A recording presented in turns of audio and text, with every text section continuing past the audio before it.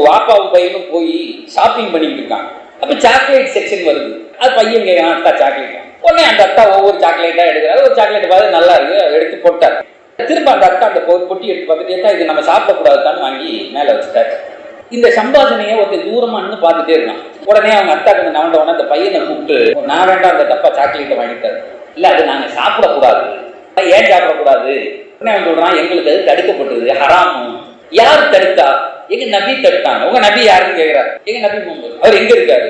அவங்க மௌத்தா போயிட்டாங்க. எப்ப? 1400 வருஷத்துக்கு முன்னாடி. உடனே இருந்தாலும் அந்த அத்தாட்ட போறான். என்ன உங்க மகன் ஏதோ வித்தியாசமா பேசிட்டு இருக்காங்க? இல்லைங்க, எங்களுடைய நபி சொல்லியிருக்காங்க இது சாப்பிடக்கூடாதுன்னு சொன்னாங்க, அதனால நாங்க சாப்பிட மாட்டோம். இல்ல நீங்க வாங்கி கொடுத்தாலுமே சாப்பிடலாம். நான் இல்லை, எதை வாங்கி கொடுத்தாலும் சாப்பிட மாட்டாங்க. அதுதான் ஹராம்னா ஹராம். இந்த ஒரு உறவை கொண்டுதான் நாளை கியாமத்துடைய நாளையில் நாயகம் ஸல்லல்லாஹு அலைஹி வஸல்லம் நிக்கிற போது எல்லாரையும் பேர் சொல்லி கூப்பிடுவாங்க.